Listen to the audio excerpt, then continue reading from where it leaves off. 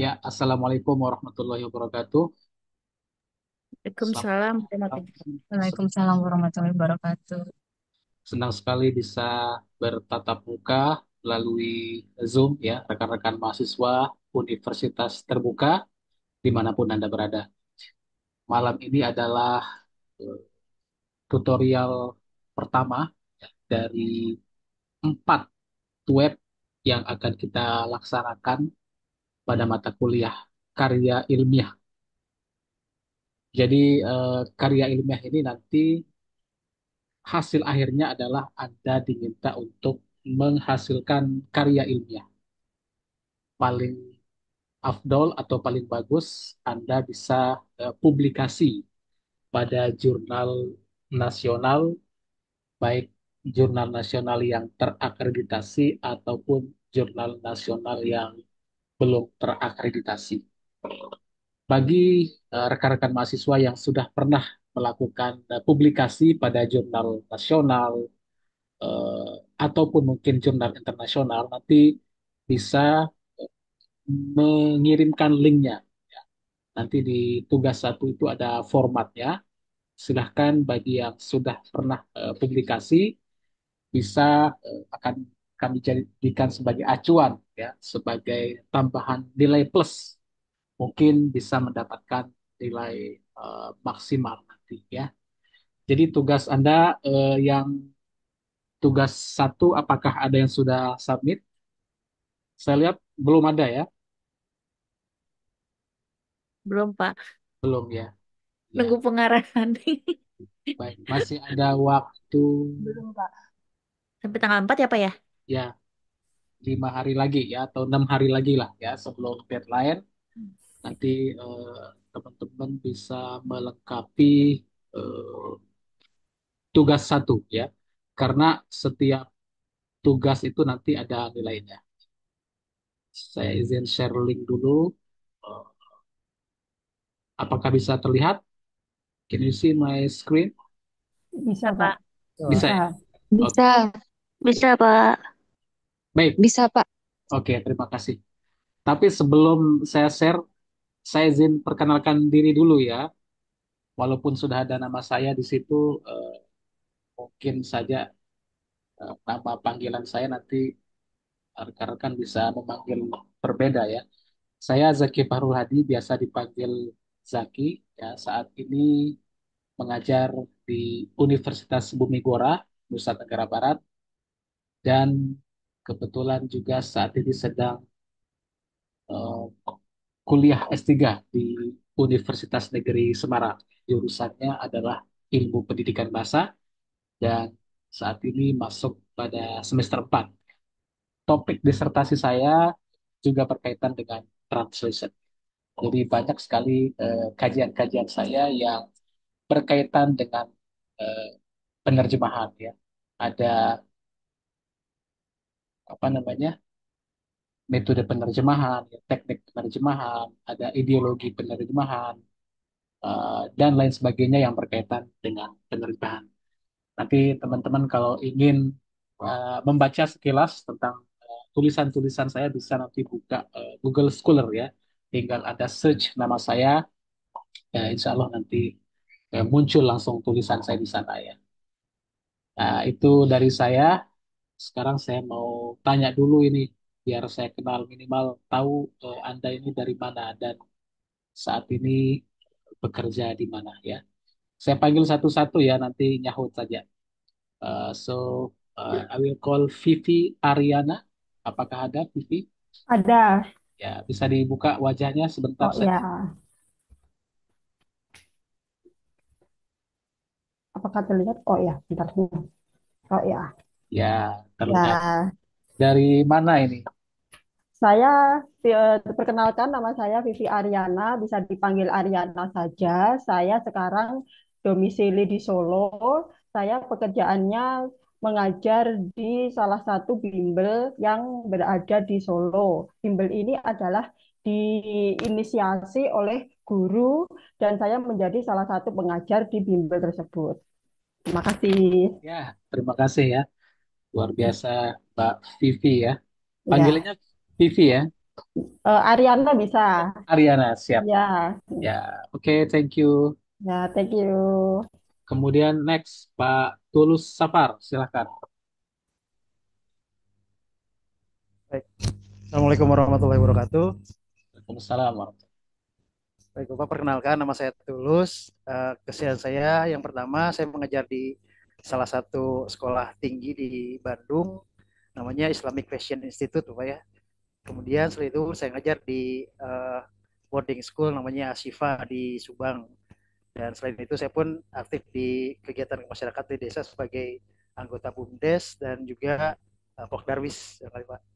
Sekian, terima kasih banyak, Pak. wabarakatuh. Luar biasa ya, di samping aktif di dunia akademis, juga aktif dalam pengabdian masyarakat. Berarti sudah S2, Pak ya? Belum, Pak. Kebetulan. Belum? Belum. Oh iya, iya, siap. Segera habis ini ya, selesaikan S2. Amin. Insya Allah, Pak. Kemudian eh, Ibu Tantri, silakan Ibu. Ya, Assalamualaikum warahmatullahi wabarakatuh. Mohon izin Salam. memperkenalkan diri. Nama saya Tantri. Saya ibu rumah tangga, tinggal di Bogor.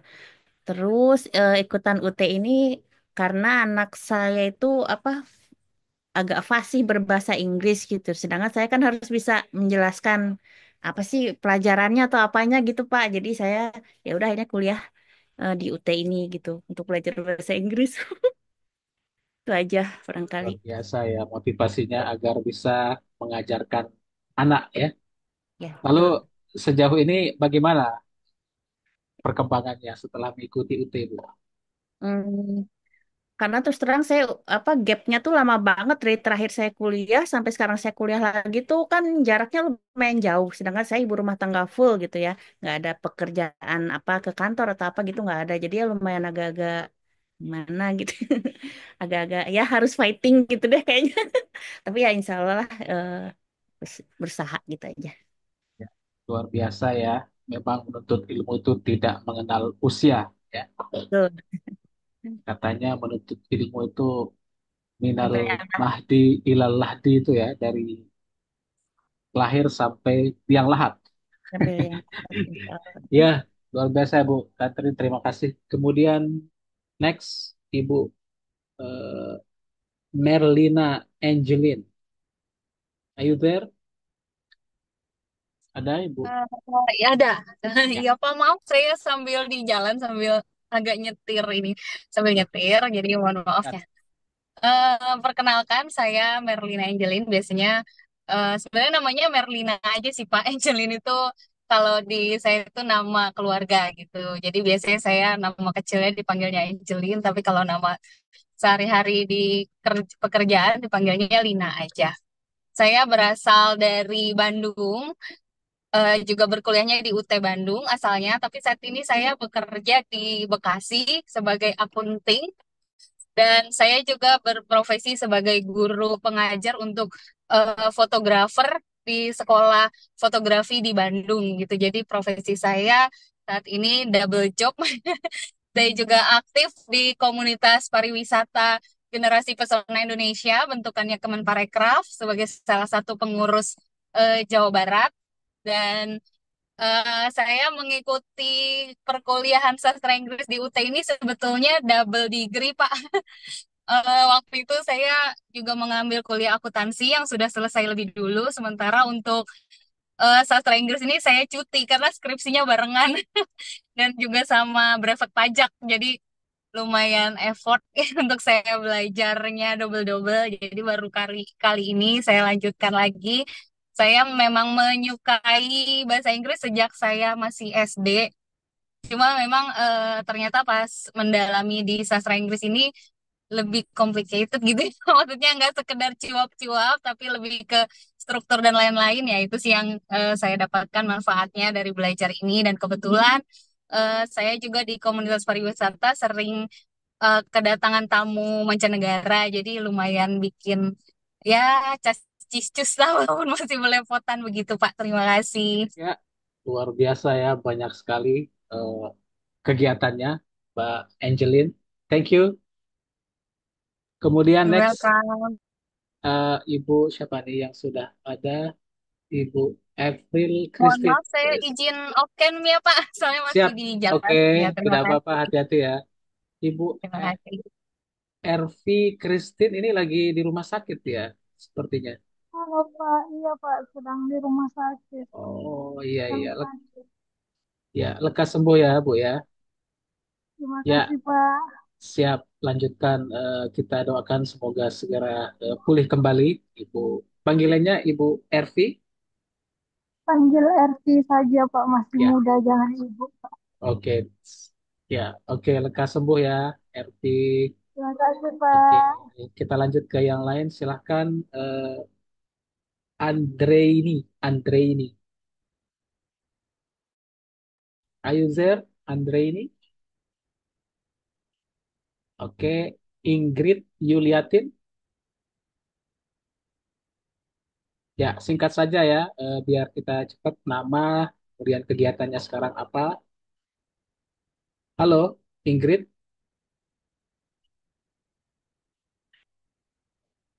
Nah, ini belum ada suaranya nih. Ika Rahma, silakan.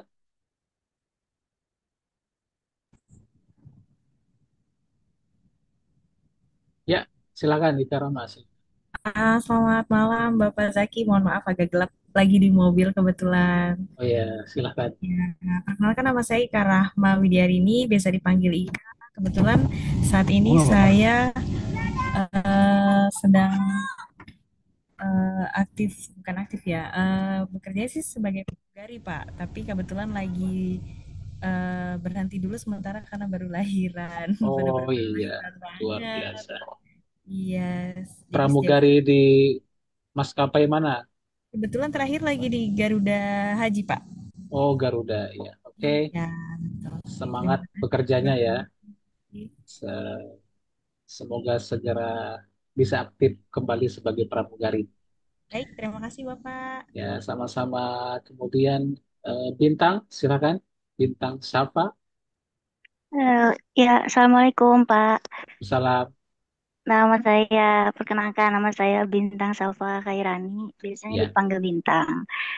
Saya kegiatannya saat ini hanya kuliah di UT aja, oh tapi iya, emang spesifiknya ngambil sastra Inggris, bahasa Inggris itu karena emang saya suka bahasa Inggris suka dari bahasa Inggris. dikenalinnya itu sama almarhum ibu saya. Jadi beliau dulu dari saya kecil itu emang apa ya, udah jerumusin mungkin ya belajar bahasa Inggris karena Oh, beliau bilang bahasa Inggris tuh nanti bakal berguna banget kamu di kehidupan sehari-hari dan emang bener dan saya jadinya ikut akhirnya tertarik juga makanya saya ngambil sastra Inggris ini oke, Pak. ya, thank you Bintang ya, Iya, masih muda makasih ya. Pak. Kemudian selanjutnya Pak siapa ini? Muhammad Yani, silakan. Ada Pak Muhammad Yani. Halo, Ya, silakan. dengar suara Pak? Ya, silakan dibuka kameranya. Ada kameranya enggak? Kamera, Ya, cam. mana nih? Lagi nyari tak ketemu nih Pak. Video, diklik tulisan videonya. Anda pakai HP atau laptop? Video Pak, Pak pakai laptop. Pakai laptop ya, tinggal klik Ya, videonya.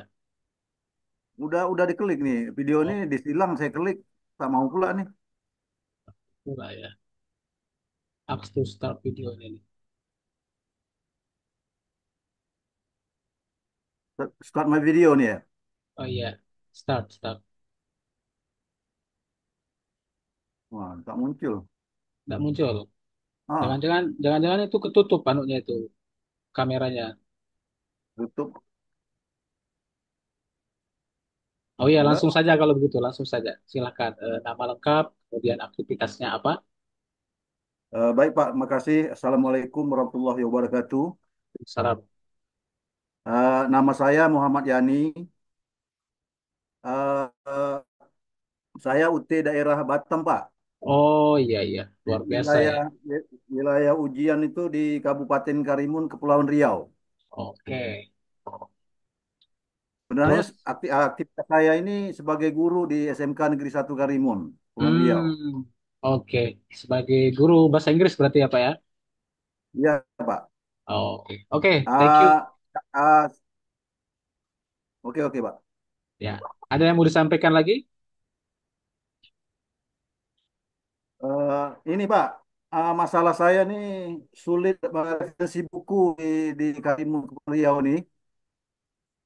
Sulit Untuk buku, buku buku buku, apa ya? buku untuk ini, untuk iyalah untuk karya ilmiah ini sudah Oh ya, gampang. Kalau buku nanti saya tinggal cari ya, tinggal daftar download anggota aja Pak. Tinggal download aja Pak. Nanti saya ajarkan cara download buku cepat. Ya, dalam 1 menit begitu. bisa download ya. Ada Eh, linknya Pak. ya, nanti nanti saya ajarkan. Habis ini. Saya Oke. tadi di sekolah siang tadi apa daftar anggota sebagai apa nih anggota Perpustakaan Nasional RI.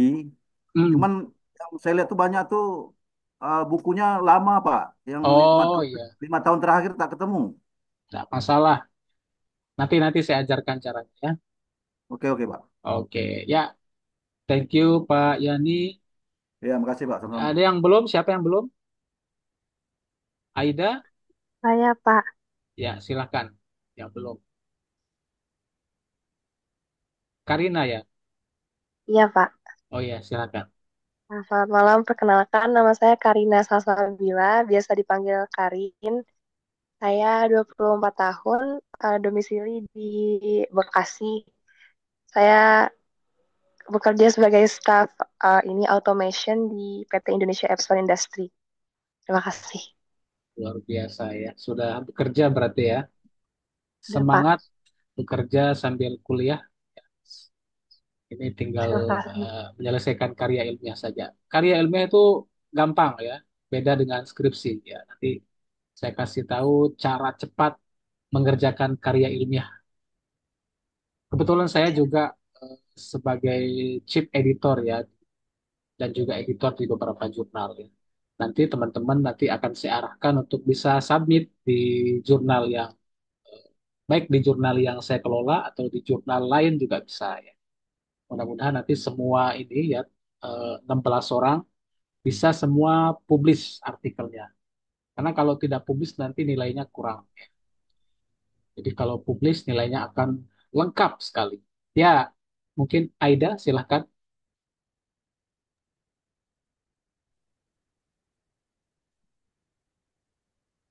Assalamualaikum Bapak dan teman-teman Salam. yang lain. Saya Aida, 23 tahun. eh, Domisilinya di Probolinggo, Jawa Timur. UPBJJ saya di UT Jember. Sekarang saya berprofesi sebagai guru bahasa Inggris di 2 sekolah dasar. Tapi ya sebenarnya ya masih kuliah Pak. Ini masih belum dapat S1 jadi ini baru kuliah di UT ini. Ya, ya bagus ya. Sudah eh, mulai mengajar.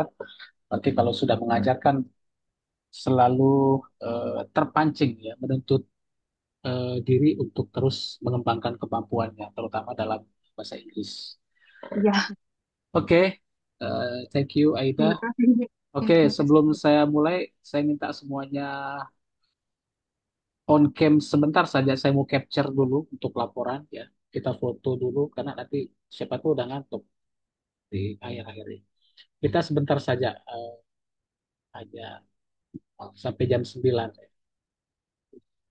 Yang belum buka, silakan dibuka dulu sebentar. Saya mau foto. Ingrid, silakan dibuka. Andre, Temboknya gimana nih Pak? belum kelihatan, Pak Yani. Belum. Ya. Kemudian siapa ini? Yuliatin yang belum. Ingrid Yuliatin, Andre ini. Saya capture ya. Silakan senyum semuanya. Satu, dua. Oke. Saya kirim ke grup.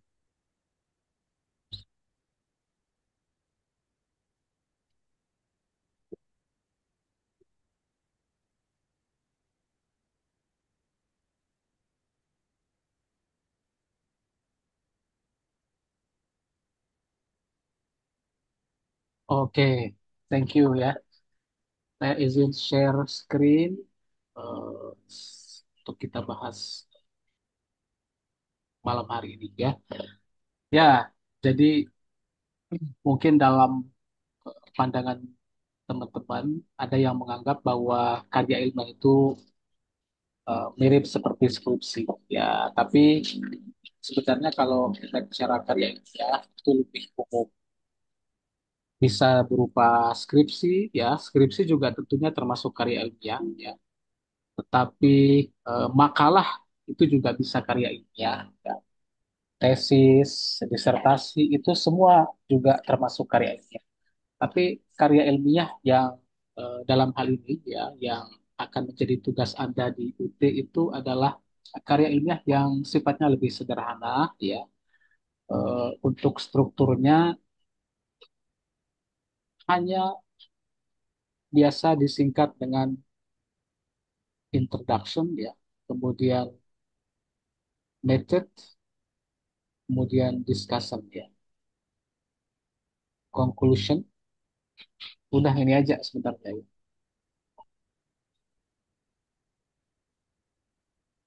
Oke, pertama-tama tentu Anda diminta untuk membuat judul atau title, ya.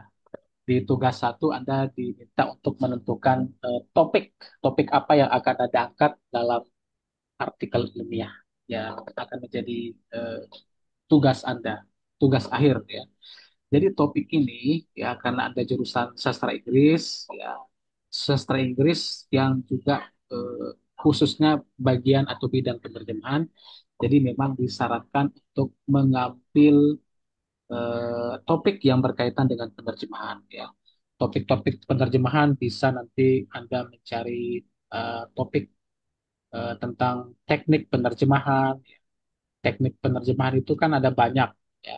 Ada 18 teknik penerjemahan kalau menurut Molina Albir, ya. Tentu semuanya sudah pernah mengikuti materi itu, ya. Nanti kalau lupa silahkan dibuka kembali teknik-teknik penerjemahan. 18 jenis teknik penerjemahan, ya.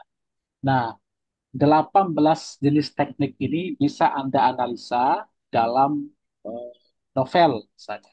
Boleh, misalnya menganalisis teknik penerjemahan dalam novel apa. Tentunya novel yang sudah diterjemahkan, ya, bukan novel satu versi, ya. Atau bisa juga menggunakan ada metode penerjemahan, ya, yang 8 metode karya Newmark misalnya. Ini lebih sederhana dibandingkan dengan 18 teknik itu, ya. Ada juga ideologi penerjemahan. Ada mungkin yang pernah mendengar ideologi. Oke, ada yang masih ingat ideologi penerjemahan ada apa saja? Coba yang masih ingat saya mau tanya. Ada yang masih ingat nggak? Translation ideology apa saja? Ada dua ideologi penerjemahan. Ada yang masih ingat?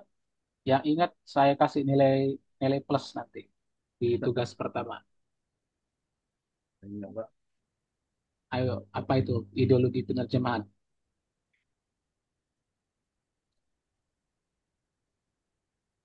Ada yang ingat? Ya, kalau Ya, tidak ingat, ingat, Pak. ya, Saya ingat. tidak ingat. Ya, Ya, jadi ada ideologi eh, localization, ya, atau lokalisasi, yaitu ideologi penerjemahan yang mengacu pada bahasa lokal. Itu namanya ideologi localization kan namanya kan. Nanti Anda buka aja, ya. Kemudian ada juga yang berdasarkan bahasa sumber, foreignization. Ya, kira-kira beginilah. Lokalisasi dan foreignizasi. Tapi semua ini sebenarnya berdasarkan ini mengacu pada teknik penerjemahan itu. Jadi dari 18 teknik ini nanti ada yang mengacu sistemnya kan lokal. Kemudian ada juga yang menga, ada juga yang mengacu pada sistem foreign atau bahasa bahasa sumber. Ya. Misalnya ya teman mungkin mengenal teknik penerjemahan yang apa yang Anda ingat teknik penerjemahan. Misalnya borrowing, ya, teknik penerjemahan borrowing atau peminjaman.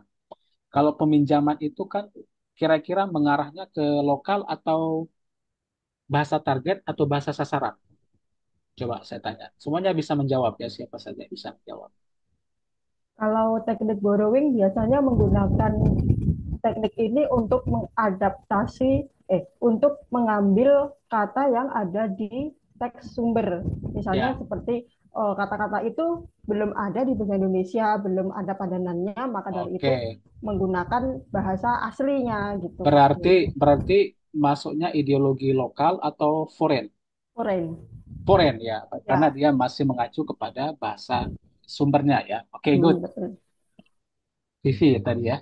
Ya, Oh, misalnya ada teknik penerjemahan yang eh, modulasi ya, modulation.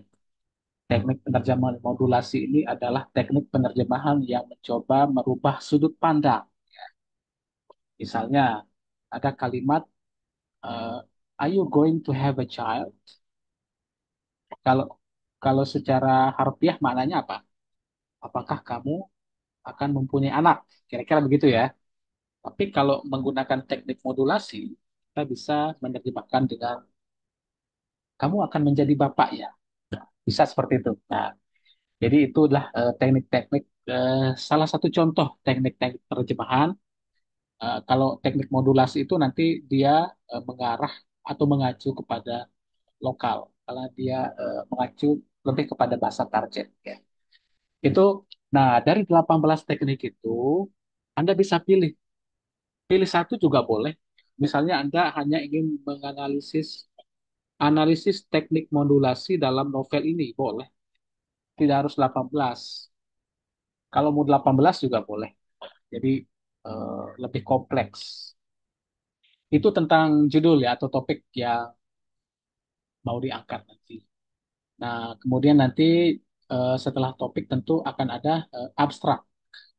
Abstrak ini isinya adalah sebenarnya ringkasan, ringkasan dari artikel ilmiah yang akan Anda tulis itu. Ya, misalnya eh, penelitian ini, misalnya penelitian tentang penerjemahan ya.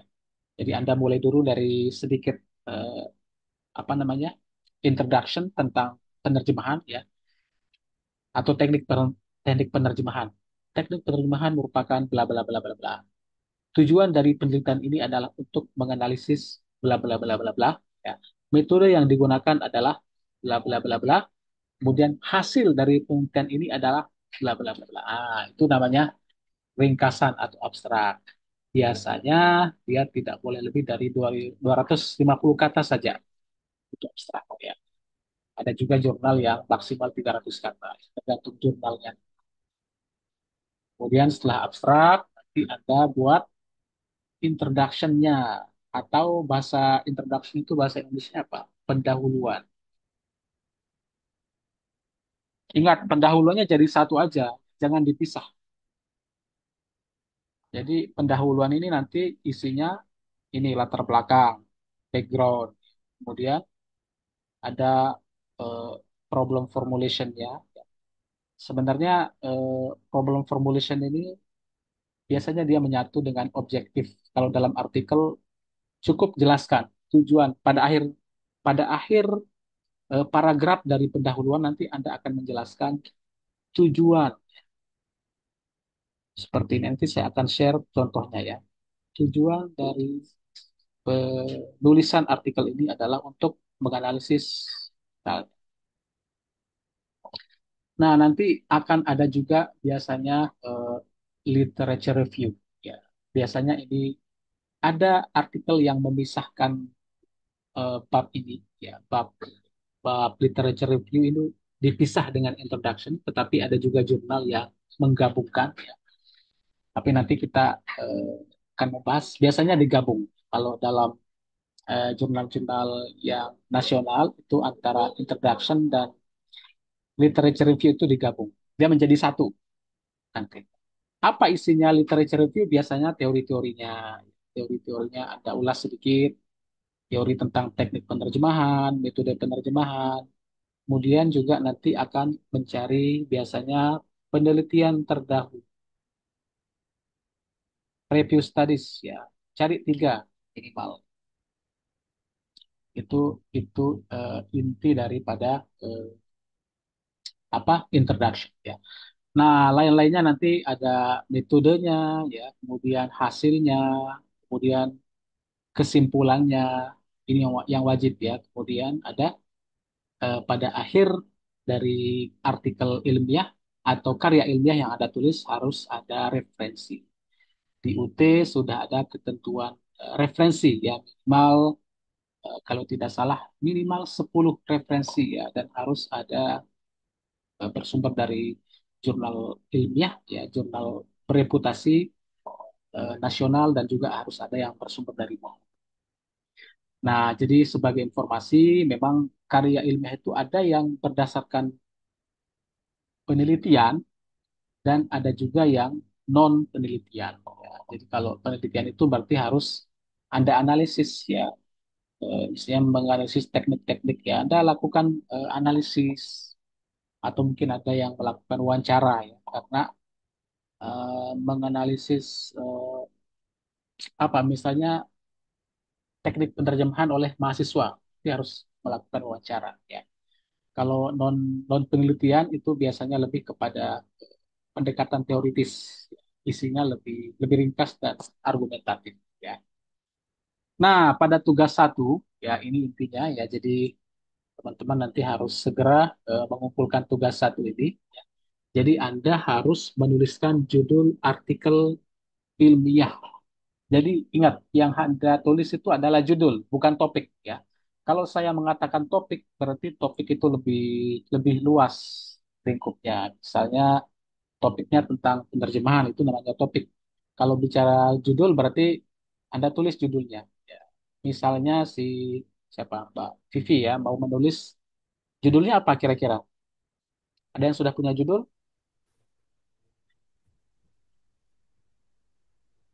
Saya nggak ada, Pak. Oke, Baca sedikit. coba coba Pak siapa? Tulus ya, apa judulnya? Saya tuliskan. Judulnya Translation Quality Issues in Bilingual Statistical Publication. Oh iya iya iya, translation quality ya. Ini pakai teorinya siapa ini? Ini pakai Nababan yang atau saya pakai yang functionalist sama yang corpus base, Pak. yang siapa? Yang corpus base itu dari siapa? Sebentar. Larsen ya?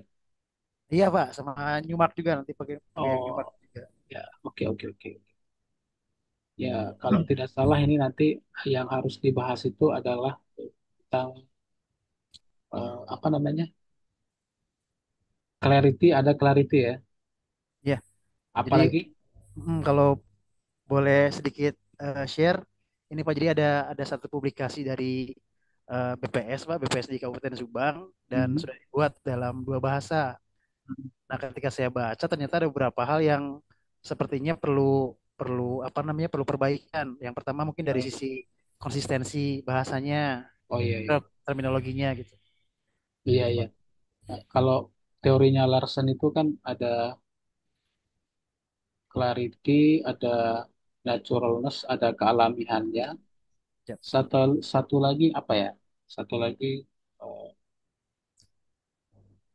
saya lupa ya. Nanti Anda bukalah teorinya ya. Pokoknya kejelasan, kemudian kealamian, dan juga ya nanti Anda buka.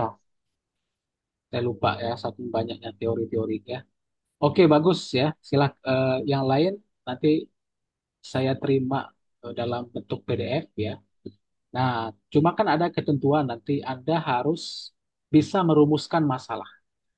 Merumuskan masalah itu artinya Anda harus memunculkan pertanyaan.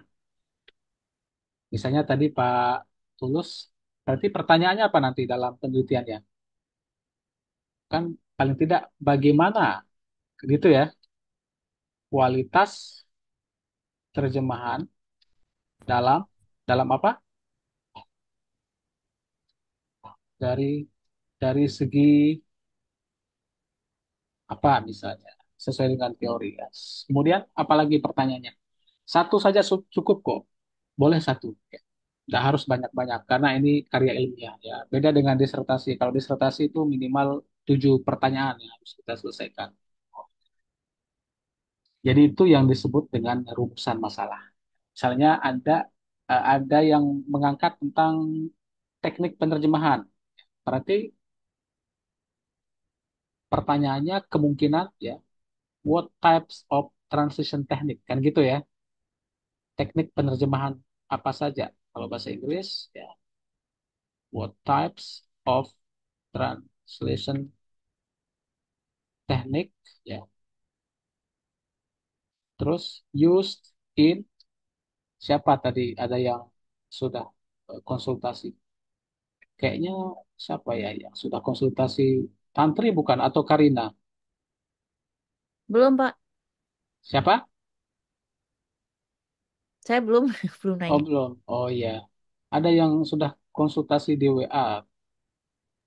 Saya, Pak, Siapa? Bintang. Bintang. Apa judulnya yang diangkat jadinya apa? Saya mau coba teknik penerjemahan yang digunakan dalam percakapan di novel Pride and Prejudice gitu, Pak. Ya, dalam novel itu ya, dalam ya, nanti disebutkan. Percakapannya. Iya, Pak. Kira-kira nanti eh, apa rumusan masalahnya akan seperti ini nanti. Ya, Anda buat lebih lengkap sesuai dengan topiknya ya. Ya, baik, Pak. Kemudian, nah ini yang penting juga, rangkuman minimal 5 jurnal bereputasi dan 5 buku terbitan 10 tahun terakhir. Oke, ini saya stop share dulu ya. Oke, saya stop share. Ini ada yang chat. Perkenalkan nama saya Andi. Oke, perkenalannya kita tutup dulu ya. Kita masuk ke...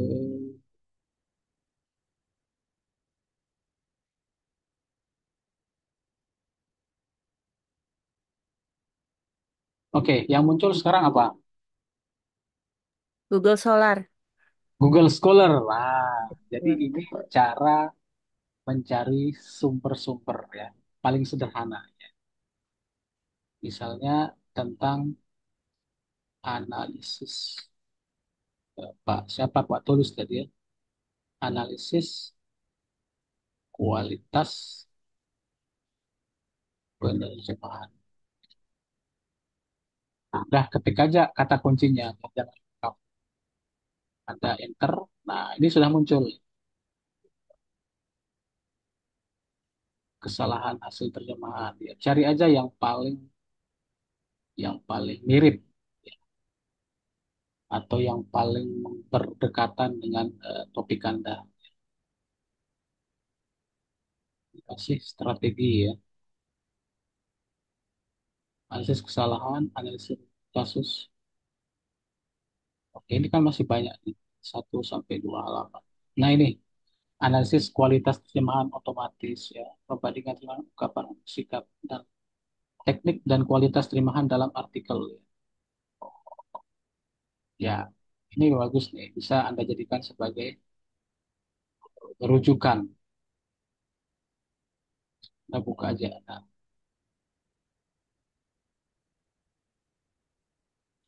di sini ada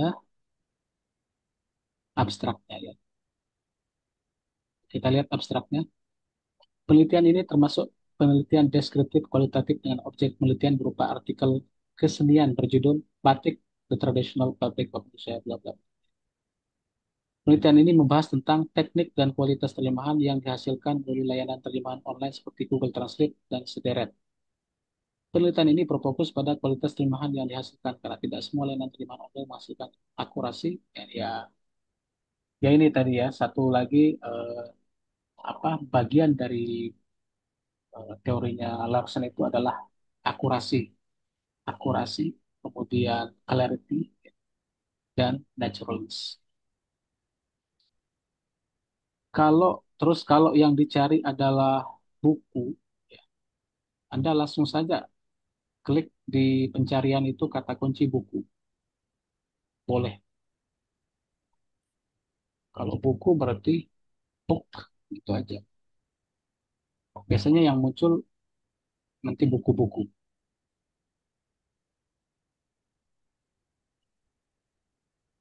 Apakah ada buku?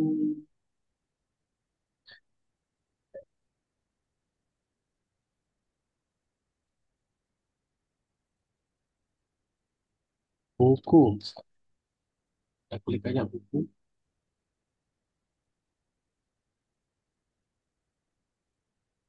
Ya, nanti Anda tinggal cari saja biasanya akan muncul di beberapa halaman, ya, tidak hanya di satu halaman. Ini kan berupa ada yang berasal dari repositori ini tesis ya, tesis boleh juga dijadikan sebagai sumber. Nah, untuk tahun range-nya ini Anda bisa setting, bisa disetting misalnya mau cari tadi 5 tahun terakhir ya, berarti cari dari 2000, katakanlah 2020. Nah, tinggal tulis saja 2020 sampai 2000. 2025. Oke, udah klik. Nanti yang muncul pasti tahun itu 2025, 2022, 2021.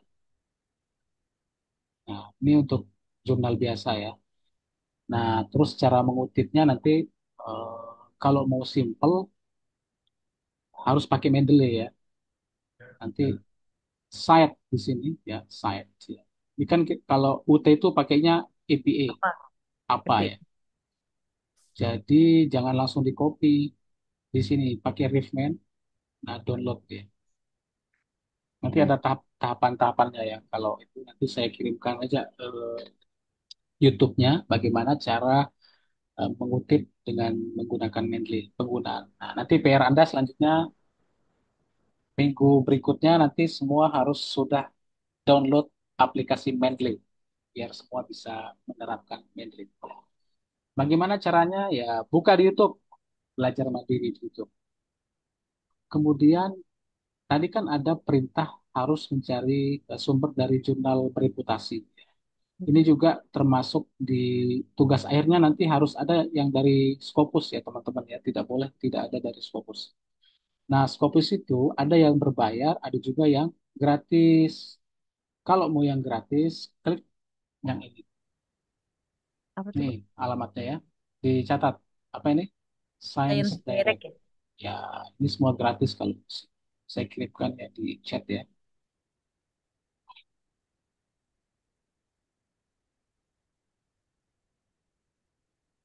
Kirim chat atau dicatat aja ya. Mana nih chatnya? Coba ada yang ngechat saya biar saya balas di Zoom. Oh, atau di WA saja ya. Ah, ini nih chatnya. Oke.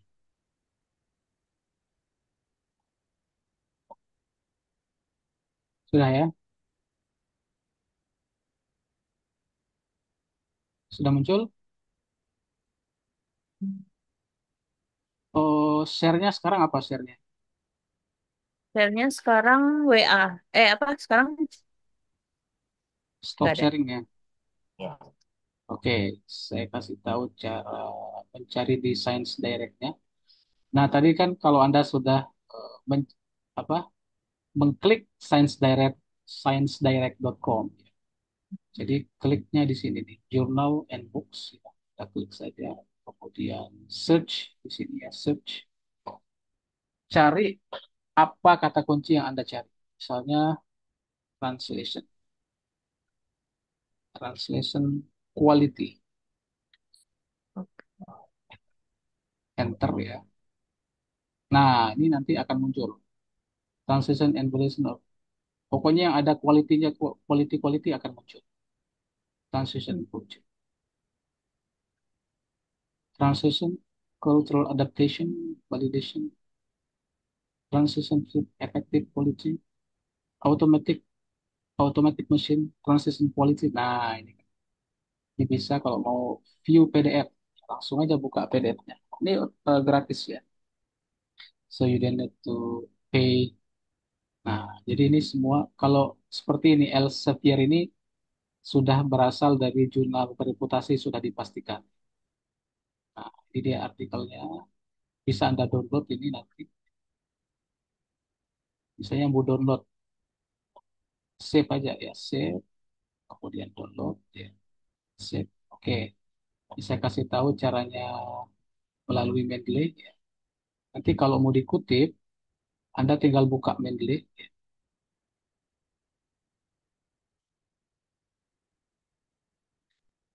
Mendeley saya muncul nggak di situ? Tidak, Belum, Pak. Belum. belum. Oh, ini harus. Oke, saya share Mendeley ya. Oke, jadi Mendeley itu kalau dibuka seperti ini tampilannya ya. Mendeley yang terbaru. Ma, Anda mau add eh, apa tadi? File misalnya ya. File. Kan tadi saya sudah download PDF-nya. PDF dari Transition Quality ini tinggal Anda pilih aja. Oh, sudah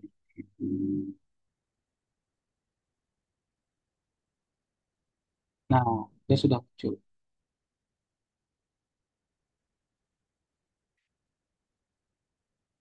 Itu yang frame set.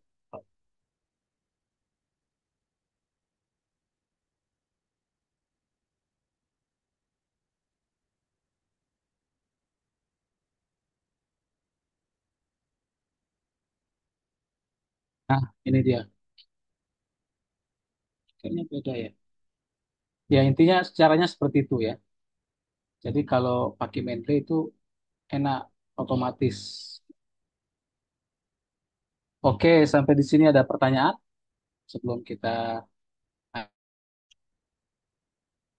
Izin nanya, Pak. Oh, izin tanya. Ah, Mbak Bu dulu Tantri terus. dulu ya. Silakan Bu Tantri. Jadi kalau karya ilmiah ini kita meng apa sih kayak menganalisa hasil terjemahan orang lain atau kita menerjemahkan sendiri gitu boleh nggak sih, Pak? Kalau menerjemahkan sendiri tidak boleh dong. Nanti Oh, ntar menerjemahkan sendiri nggak boleh. Berarti kita menganalisa hasil terjemahan orang lain gitu. ya hasil terjemahan atau karya terjemahan oleh Karya terjemahan. Oh, penerjemah profesional yang sudah ada aja, sudah ada, sudah ada. yang Oh, sudah ada. Atau misalnya ada yang ingin menganalisa apa namanya, ada teknik penerjemahan yang ada dalam sekarang kan AI ya, misalnya dalam Google Translate misalnya. mhm. Boleh juga yang itu, ya, teknik-teknik apa saja ya.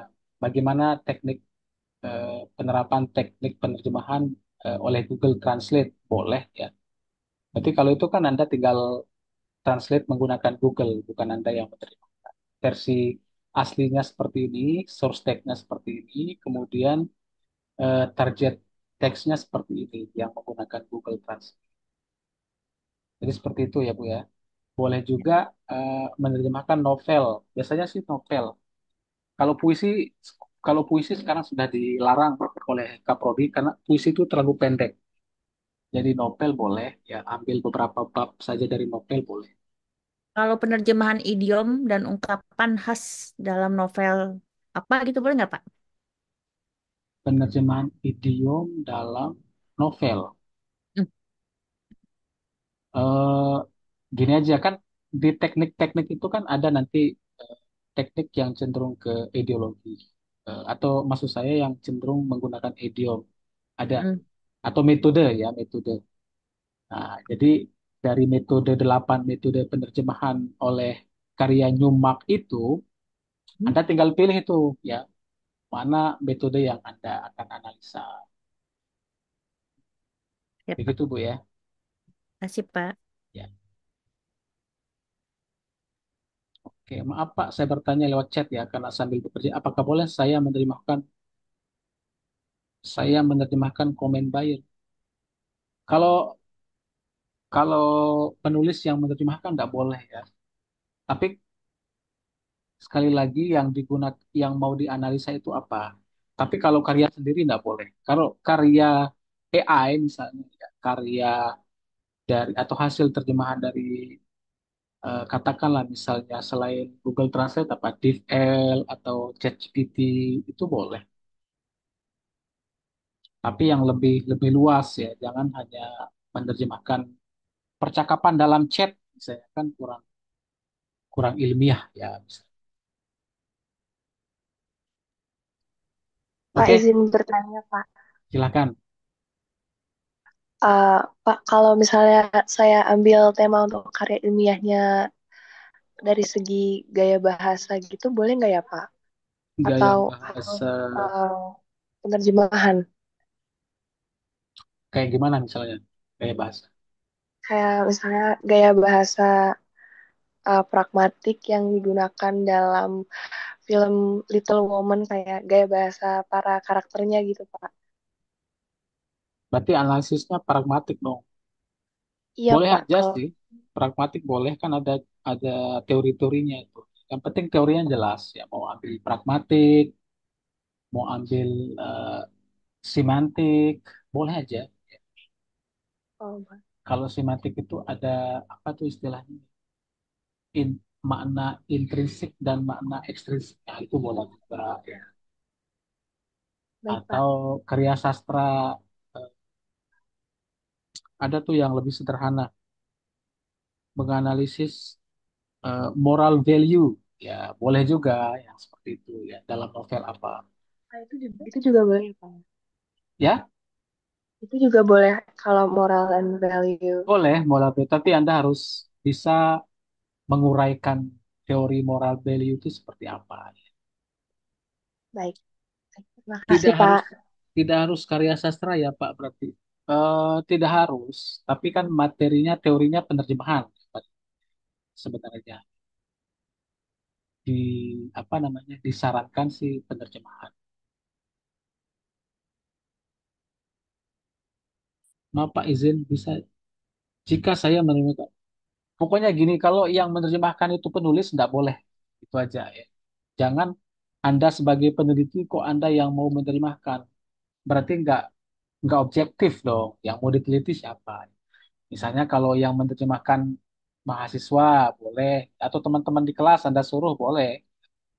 Ada satu grup kelas ini, berarti kan menganalisis hasil terjemahan mahasiswa dalam menerjemahkan ini. Kalau yang menerjemahkan saya sebagai penulis itu tidak boleh, tapi tidak objektif nanti hasilnya.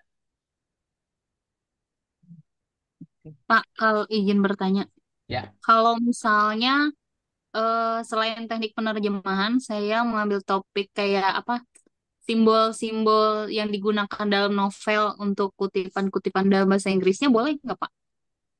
simbol. Berarti teori simbol ya, simbolik. Iya, Simbolnya kayak kayak gimana misalnya? jadi rencananya judulnya sih analisis simbolisme dalam novel The Great Gatsby gitu, sama teknik-teknik yang digunakan dalam tata bahasanya gitu. Mungkin di novel itu tuh kan novel klasik ada eh, tanda selain tanda baca apa ya simbol apa ya jadi di sama dia tuh sama merepresentasikan identitas si karakter di situnya gitu masuk gak ya atau masuk ke tata bahasanya aja gitu judulnya simbolnya nggak perlu ditonjolin gitu misalnya. Lebih ke tata bahasa ya. Yang penting ini aja, yang penting ada teorinya. Itu aja. Apapun yang Anda mau angkat, yang penting Anda bisa mempertanggungjawabkan teorinya. Kenapa saya eh, mencontohkan teknik? Itu kan sangat jelas teorinya kalau teknik penerjemahan, ya kan?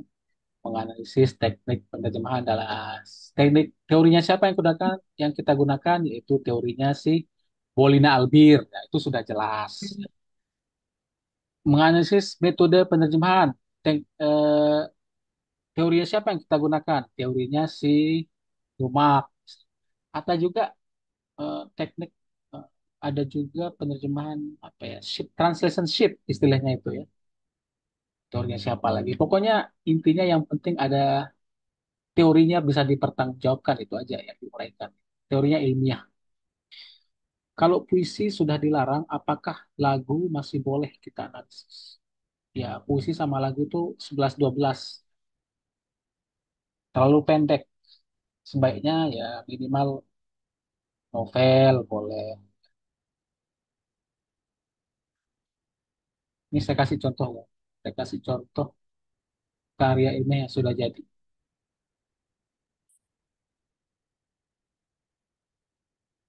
Oke, bisa terlihat yang muncul apa? Analysis of translation methods for idiomatic phrases. Nah, Ini. ini kan maksudnya kan yang tadi yang mau siapa yang mau ambil? Ya, betul. Ya, jadi ini ada metode idiomatik ya dalam Harry Potter novel. Berarti Harry Potter nih. Judulnya The Harry Deathly Potter. Hallows. Ya.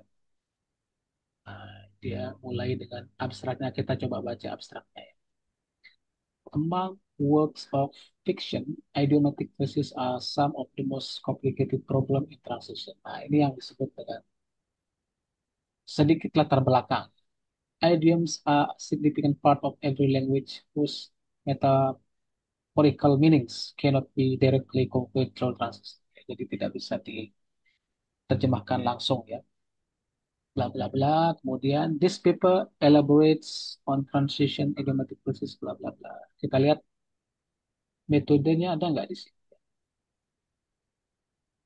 The data for this research was obtained through a descriptive qualitative approach. Nah, ini metodenya descriptive qualitative. Terus conducted how translator written. Hasilnya mana hasil? Ya, kayaknya kurang kurang jelas ya hasilnya ya, tidak diuraikan ya. Nah, dia mulai dengan introduction ya, translation is bla bla bla bla. Di sini sudah masuk apa namanya literature review-nya ada kajian teoritis. Baker dari stress bla bla bla.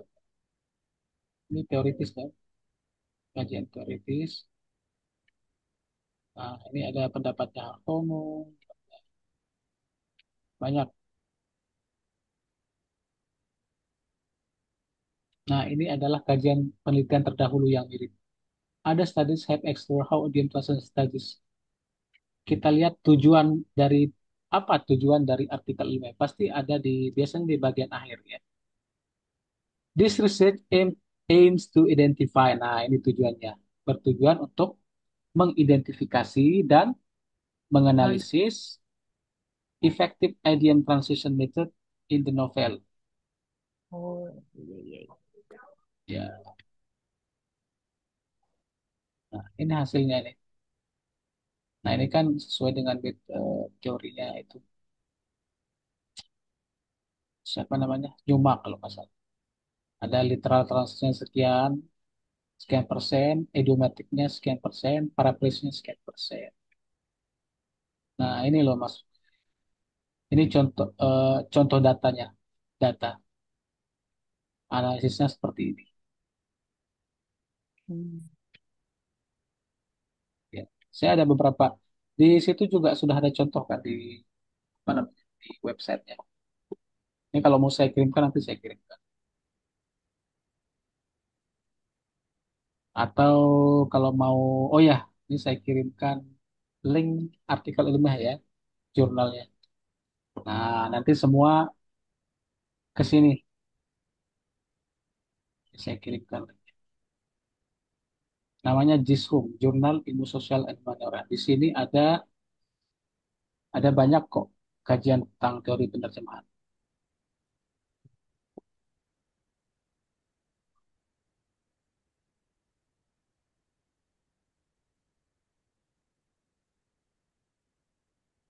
Ya, mohon izin Pak, berikut rencana judul khusus ya. Translation Quality Issues in Bilingual Function Based Review. Ya, boleh aja ya. Berarti nanti teori translation quality yang mau dipakai yang mana? Apakah teori Nababan atau teorinya siapa namanya? Larsen. Bisa dipilih nanti ya. Oke, sampai di sini ada lagi yang mau ditanyakan? Saya Pak, Oh iya, silakan. ya, Sebelum kita tutup. saya Ya. Vivi ya. saya menyiapkan dua judul, yaitu masih bahasa Indonesia ya Pak. Di sini saya menganalisis kualitas terjemahan pada buku cerita anak berjudul Berjalan Bersama-sama. Kalau ini saya nanti menurut teori penerjemahan dari Newmark. Terus yang kedua adalah analisis metode penerjemahan, analisis kualitas terjemahan itu nanti saya menurut teorinya Pak Nababan yang keakuratan, kepenerimaan, dan keterbacaan. Iya, iya. Kemudian yang kedua itu baru metode. Karena setelah saya menemukan buku cerita anak ini dari situs Kemendikbud, ternyata dari bahasa sumbernya itu jauh sekali, dari mulai judul, terus panel percakapannya itu jauh dari gambarnya. Nah, saya mencoba untuk menganalisis bagaimana metode penerjemahan yang dipakai oleh penerjemah buku itu sehingga hasilnya kok sangat jauh sekali gitu. Gimana Pak? Menurut Iya, Bapak? bagus itu ya. Silahkan dilanjutkan ya. Ya, Berarti menggunakan teorinya Nababan. Kan sudah jelas ya. teorinya Nababan. Ya, boleh, boleh, boleh. Terus Eh, eh, di- kalau misalnya menurut saya ada hal terjemahan yang lebih apa ya, lebih natural kalau dibocorkan itu bisa nggak Pak? Atau ya udah diteliti eh, kualitasnya Cuma aja? begini, nanti bisa dipertimbangkan. Kalau menganalisis kualitas itu kan tentu biasanya akan ada expert judgment ya. Oh Ada iya, ada penilaian dari expert ahli. Ya, ahli yang menilai dia ini akurat itu harus ada orang yang menilai ini kan ada poinnya kan akurat itu misalnya satu dua tiga misalnya ya, ya, ini sangat akurat kurang akurat atau tidak akurat. ya. Jadi itu sih yang kalau menganalisa kualitas itu harus melibatkan expert. Oh iya. Tapi kalau hanya menganalisa metode, ya, Hmm. jadi nggak perlu melibatkan expert. Jadi cukup dengan apa namanya mempertimbangkan teori-teori, ya metode ini Ya, seperti ini. Berarti Anda sudah ketemu metodenya, tinggal uraikan dalam tabel penggunaan metode ini berapa persen, dan kemudian Anda analisa. Oh ini menggunakan metode ini, contohnya ini. ya, Itu baik. ya Terima kasih Pak. sama-sama. Oke, itu ya. Kalau sudah tidak ada pertanyaan, kita cukupkan. Silakan semua bisa mulai mencari sumber-sumber dengan cara yang tadi, ya, yang saya contohkan tadi, yang saya uraikan tadi. Ya. Bagaimana caranya? Bisa melalui dua cara, yaitu dari apa? Google Scholar dan yang kedua itu kalau yang Scopus dari Science Direct namanya ya. Jadi Ya, teman-teman bisa cari di situ. Lalu PR-nya adalah minggu depan Anda harus mulai download Mendeley. Yang belum punya aplikasi Mendeley harus punya aplikasi Mendeley. Oke? Pak. Ya, that's all for today. Thank you very much. Ya, terima kasih sudah hadir ya. Mudah-mudahan kehadiran Anda pada malam hari ini dihitung sebagai amal jariah dan pahala. Amin ya. amin. Thank you. Terima See you. Ya, kasih. ketemu lagi kita di web kedua ya. Assalamualaikum Ya, warahmatullahi wabarakatuh. Waalaikumsalam warahmatullahi Waalaikumsalam wabarakatuh. warahmatullahi Waalaikumsalam wabarakatuh. warahmatullahi wabarakatuh. Terima kasih Pak. Terima kasih, Pak.